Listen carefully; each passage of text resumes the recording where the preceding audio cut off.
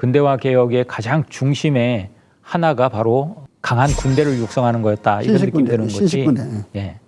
그것이 이제 국내부는 많이 알려져 있는데 대한제국의 어떤 그 조직으로서 그 원수부의 역할이 바로 그런 역할이었던 건가요? 네, 원수부가 이제 그 전체 3만 군대를 포괄한 거죠. 예. 그리고 이제 원수는 이제 대원수는 이제 황제고 그 밑에 이제 원수는 이제 황태자. 그다음에 이제 민영환이가 전체를 실무적으로 총괄하는 이제 사령관급 되는 사람이었고요. 그럼 그 당시에 3만 군대라고 하면 전 세계의 어떤 그 신식 군대의 규모로서는 어느 정도였습니까? 전 세계에서는 그 뭐 볼품이 없었겠지만 영국이나 뭐 프랑스나 그런 거대한 독일 같은 나라들이 있었으니까 이제 아시아에서만 보면 아시아 2위의 그런 강군이었어요. 왜냐하면 일본이 한 그때 20만 정도 됐고 우리가 3만이었는데 청나라의 신식 군대는 두 번에 걸쳐서 괴멸돼 버려요. 청일전쟁 때 반이 괴멸되고 예. 이용장이 정치를 두고 떠나야 될 만큼 괴멸되고 나머지 그걸 원세계가 지키고 있었는데 나머지를 1900년에 의화단후 난이 났을 때 의화단후 난과 결합을 안 하려고 애를 참다가 의화단을 편들어요. 편드니까 외국 군대가 간섭에 들어올 때 만주에서 러시아군이 들어오거든요. 러시아군하고 충돌해갖고 괴멸돼 버려요. 더 이상 군량미를 주지 말라고 그래가지고 이 패전한 군대는 군량미 주지 말라고 그래서 공비화돼. 그래서 이제 그 청비라고 불렀는데요. 청비로 변해요. 그래서 이제 우리나라 간도를 많이 침범하다가 우리가 막아내서 싸우기도 하고 이제 그러죠. 서태후에 의한 군량미 중단이 청나라 군대 해산을 가져와요. 신식 군대. 하나도 없는 상황에서 우리는 3만 군대니까 아시아 2위 국가라는 지위는 맞죠. 네, 그걸 뒷받침해줄 경제력이 있었던 거예요. 그만큼 빠른 속도로 발전을 했고 일본이 파악하고 있는 것도 대단히 빠른 속도로 발전하는 걸 보고를 하고 있고 그때 들어온 각국의 모든 기자들이나 공사들도 거의 유사한 보고를 국내로 띄우거나 자기 각국의 신문에 보도를 하고 있습니다. 근데 그 당시에 이제 보면은 그리고 이제 대한제국의 그 힘으로 발전하는 자체 동력으로 발전하는 걸로 보면 1905년 11월에 통감부 조약이 맺어져서 보호조약으로 이제 통감부가 들어섰지만 실질적인 작동은 1906년부터 그들이 작동을 하거든요. 그때부터 그들이 한 건 한국에 대한 투자는 전혀 하지 않고 계속 그냥 그 뺏어갑니다. 뺏어가기만 해서 수탈에도 불구하고 1915년에 보면은 1인당 국민소득이 1,048달러예요. 그러니까 1900년 달러 가치를 기준으로 역추산하는 거죠. 그런데 일본이 1,400여 달러 됐어요, 그때. 격차가 얼마 없잖아요. 그 속도로 가면은 1927년에 일본을 앞지르게 돼 있는 거예요. 그러니까 경제적으로도 아시아 제2위 국가로 이 경제 강국으로 올라서 있었던 거죠, 조선이. 그걸 이제 서양으로 비교하면 이미 그리스를 앞질렀고 두 번째 포르투갈과 육박하는 그런 1인당 국민소득을 보여주고 있었어요.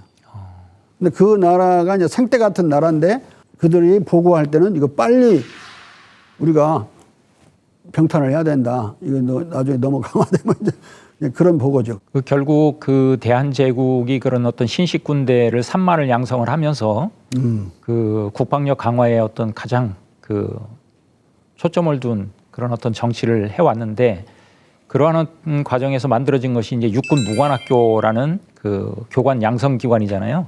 그것이 이제 오늘날의 그 국군의 뿌리가 되는 모든 군인들의 뿌리가 되는 어떤 그 전신이라고 볼 수 있다고 하셨는데 좀 설명을 해주시죠.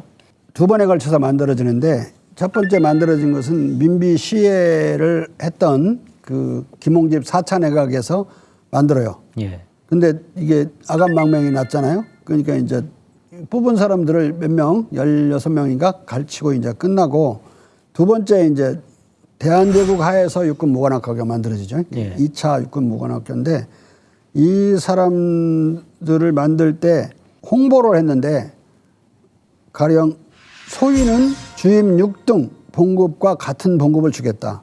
대장 별 4개는 일품, 정종 일품과 같은 봉급을 주겠다.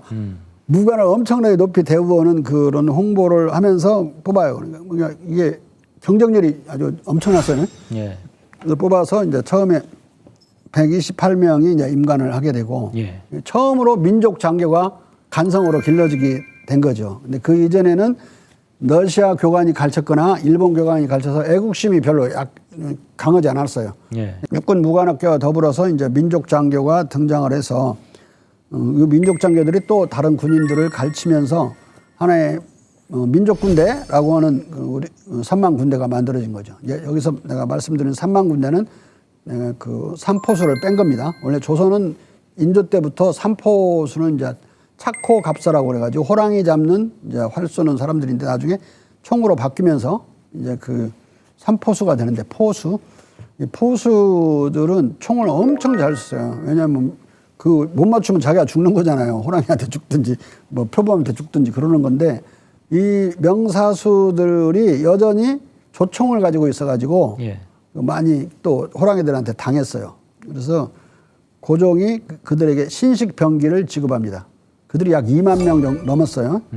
근데 다 받은 건 아니고 만여정을 줬는데 그걸 통해서 거의 신식군대화 됐어요. 명사수들이 신식군대가 됐으니까 그때는 포수대회도 많이 전국적으로 많이 열었어요. 예. 그래서 이제 장원을 뽑고 그랬는데 그 중에 이제 안중근도 전국적으로 유명했던 명사수 중에 하나인데 장원을 여러 번 했던 사람이에요. 고종이 나중에 안중근한테 입도로 죽이라고 할 때도 명사수를 골라서 이제 그 칙령을 내렸던 거죠. 밀지를.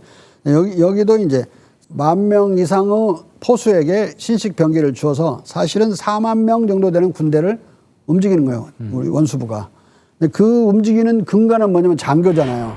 장교가 똑바른 민족 장교여야 되기 때문에 이게 대단히 중요한 역할을 하고 나중에 이게 이제 어디까지 이어지느냐. 독립운동을 하는 위에 가장 높은 고위층과 중간층이 전부 이 사람들에 의해서 채워지거나 이 사람들이 가르친 사람들로 채워져요. 예. 신흥무관학교에서 2,000명 정도 그 장교를 길러냈다고 그러잖아요. 그 신흥무관학교의 교관들은 90% 이상이 이 육군 무관학교 출신들이에요. 근데 그 이름을 하나씩만 들으면 이동희, 지청천, 이갑, 박승환, 오이선, 조성환, 조성환은 이제 끝까지 임시정부를 했던 사람이고 이세영, 신규식, 이세영은 이수신 장군 8대 손이거든요.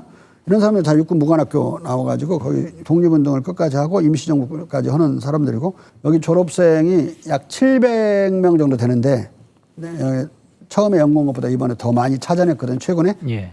700명 중에 약 60명 정도가 독립운동에 투신해요. 나머지는 교사가 된 사람이 많아요. 어떤 교사냐. 각 중고등학교, 소학교, 체육교사. 체육교사. 그리고는 이제 독자적으로 돈이 많은 사람 학교 세워서 하는 사람도 있고 또 친일로 그냥 간 사람도 있고 왜냐하면 다 잘라내고 자기들한테 친일하는 놈들은 이제 또 몇 명 살려놨거든요. 그러니까 그들은 나중에 출세도 하지만 많은 수가 아니고 대부분 다 잘려요.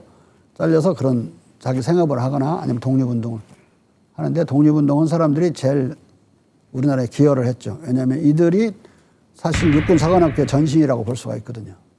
근데 그런 개혁을 하려면 기본적으로 이제 재정적 뒷받침이 있어야 될 거 아니에요? 그럼 대한제국이 어떤 그 재정적인 확보 노력들이 있었습니까?